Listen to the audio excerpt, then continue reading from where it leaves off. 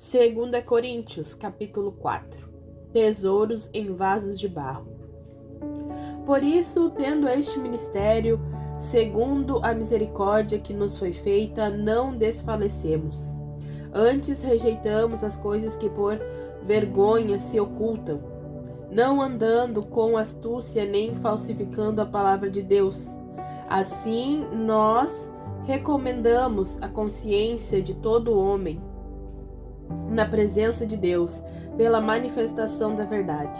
Mas, se ainda o nosso evangelho está encoberto, para os que se perdem está encoberto, nos quais o Deus deste século cegou os entendimentos dos incrédulos, para que lhes não resplandeça a luz do evangelho da glória de Cristo, que é a imagem de Deus. Porque não nos pregamos a nós mesmos, mas a Cristo Jesus como Senhor, e a nós mesmos como vossos servos, por amor de Jesus. Porque Deus, que disse que das trevas resplandecesse a luz, é quem resplandeceu em nossos corações, para a iluminação do conhecimento da glória de Deus, na face de Jesus Cristo.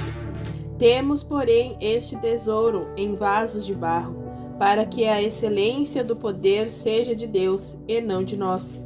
Em tudo somos atribulados, mas não angustiados, perplexos, mas não desanimados, perseguidos, mas não desamparados, abatidos, mas não destruídos, trazendo sempre por toda parte a mortificação do Senhor Jesus no nosso corpo, para que a vida de Jesus se manifeste também nos nossos corpos.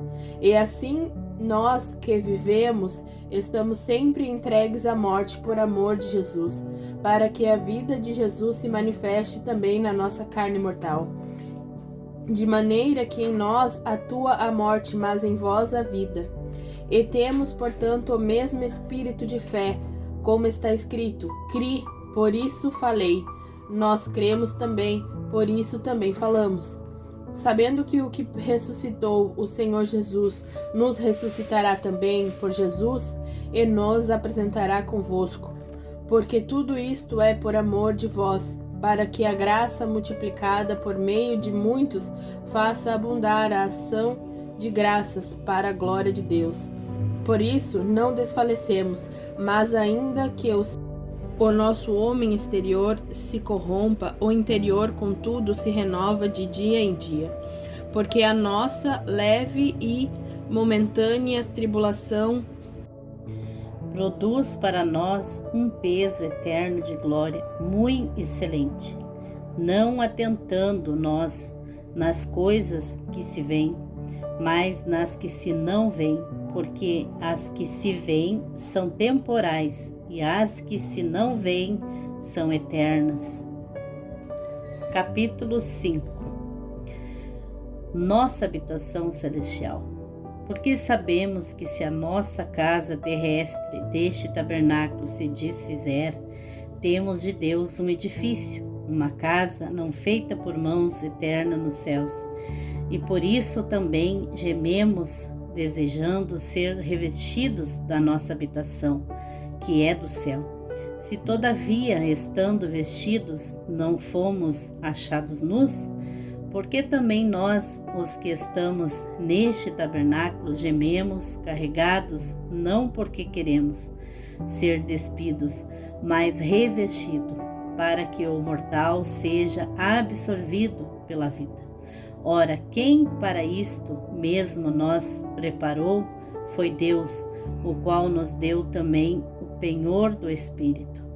Por isso estamos sempre de bom ânimo, sabendo que enquanto estamos no corpo, vivemos ausentes do Senhor, porque andamos por fé e não por vista, mas temos confiança e desejamos antes deixar este corpo para habitar com o Senhor.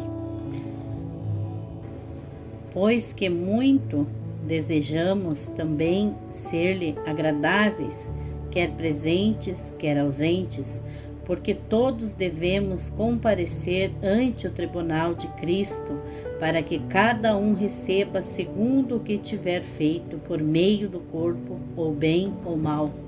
Assim que, sabendo o temor que se deve ao Senhor, persuadimos aos homens a fé, mas somos manifestos a Deus, e espero que nas vossas consciências sejamos também manifestos. Porque não nós recomendamos outra vez a vós, mas demo-vos ocasião de vós gloriardes de nós, para que tenhais que responder aos que se gloriam na aparência e não no coração. Porque se enlouquecemos é para Deus, se conservamos o juízo é para vós. Porque o amor de Cristo nos constrange, julgando-nos assim, que se um morreu por todos, logo todos morrerão. E ele morreu por todos, para que os que vivem não vivam mais para si, mas para aquele que por eles morreu e ressuscitou. Assim que daqui por diante a ninguém conhecemos segundo a carne, e ainda que também tenhamos conhecido Cristo segundo a carne, contudo agora já não o conhecemos deste modo. Assim que se alguém está em Cristo, nova criatura é. As coisas velhas já passaram, e eis que tudo se fez novo. O ministério da reconciliação. E tudo isto provém de Deus, que nos reconciliou consigo mesmo por Cristo, por Jesus Cristo, e nos deu o ministério da reconciliação. Isto é, Deus estava em Cristo reconciliando consigo o mundo, não lhes imputando os seus pecados, e pôs em nós a palavra da reconciliação, de sorte que somos embaixadores da parte de Cristo, como se Deus por nós rogasse. Rogamo-vos, pois, da parte de Cristo, que vos reconcilieis com Deus. Aquele que não conheceu o pecado, o fez pecado por nós, para que nele fôssemos feito justiça de Deus. Capítulo 6. A conduta de Paulo em seu ministério. E nós, cooperando também com ele, vos exortamos a que não recebais a graça de Deus em vão. Porque diz: ouvi-te em tempo aceitável e socorri-te no dia da salvação. Eis aqui agora o tempo aceitável, eis aqui agora o dia da salvação. Não dando nós escândalo em coisa alguma, para que o nosso ministério não seja censurado. Antes, como ministros de Deus, tornando-nos recomendáveis em tudo, na muita paciência, nas aflições, nas necessidades, nas angústias, nos açoites, nas prisões, nos tumultos, nos trabalhos, nas vigílias, nos jejuns, na pureza, na ciência, na longanimidade, na benignidade, no Espírito Santo, no amor não fingido, na palavra da verdade, no poder de Deus, pelas armas da justiça, à direita, à esquerda, por honra e por desonra, por infâmia e por boa fama, como enganadores, porém sendo verdadeiros, como desconhecidos, mas sendo bem conhecidos, como morrendo, mas estando vivos, como castigados, mas não mortos, como contristados, mas sempre alegres, como pobres, mas enriquecendo a muitos, como nada tendo e possuindo tudo. O Coríntios, a nossa boca está aberta para vós, o nosso coração está dilatado. Não estáis estreitados em nós, mas estáis estreitados nos vossos próprios afetos. Ora, em recompensa disto, falo como filhos. Dilatai-vos também vós. A associação com os descrentes. Não vos prendais em julgo desigual com os infiéis, porque que sociedade tem a justiça com a injustiça? E que comunhão tem a luz com as trevas? E que concórdia há entre Cristo e Belial? Ou que parte tem o fiel com o infiel? E que consenso tem o templo de Deus com os ídolos? Porque vós sois o templo do Deus vivente. Como Deus disse, neles habitarei e entre eles andarei. Eu serei o seu Deus e eles serão o meu povo.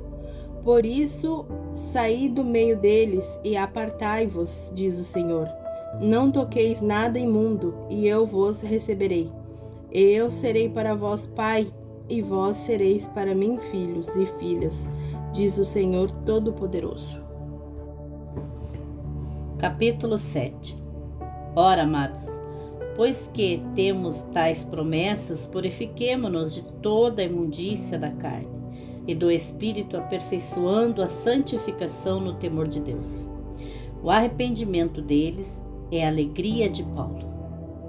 Recebei-nos em vossos corações, a ninguém agravamos, a ninguém corrompemos, de ninguém buscamos o nosso proveito. Não digo isso para a vossa condenação, pois já antes tinha dito que estais em nossos corações, para juntamente morrer e viver.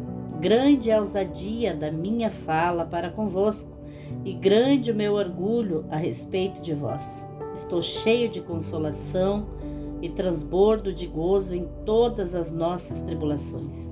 Porque mesmo quando chegamos à Macedônia, a nossa carne não teve repouso algum, antes em tudo fomos atribulados.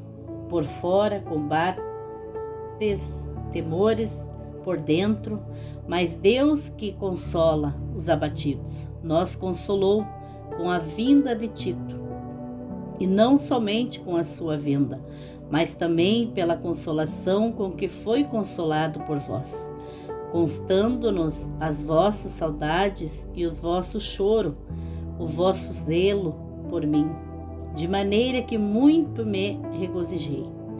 Porquanto, ainda que vós contristei com a minha carta, não me arrependo, embora já me tivesse arrependido, por ver que aquela carta vos contristou, ainda que por pouco tempo. Agora folgo, não porque fostes contristados, mas porque fostes contristados para arrependimento, pois fostes contristados segundo Deus, de maneira que por nós não padecestes dano em coisa alguma.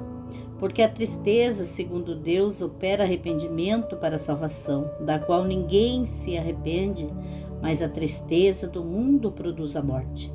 Porque quando o cuidado não produziu isto, mesmo em vós, que segundo Deus fostes contristado, que apologia, que indignação, que temor, que saudades, que zelo, que vingança, em tudo mostrastes estar puro neste negócio. Portanto, ainda que vós escrevi, não foi por causa daquele que fez o agravo, nem por causa do que sofreu o agravo, mas para que o vosso grande cuidado por nós fosse manifesto diante de Deus. Por isso fomos consolados pela vossa consolação, e muito mais nos alegramos pela alegria de Tito, porque o seu espírito foi recriado por vós todos.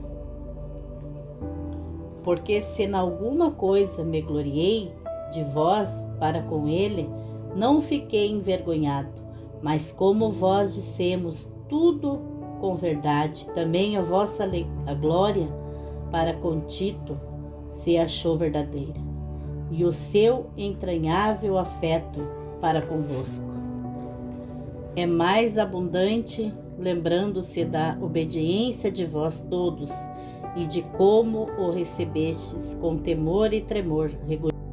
Regozijo-me de em todo poder confiar em vós.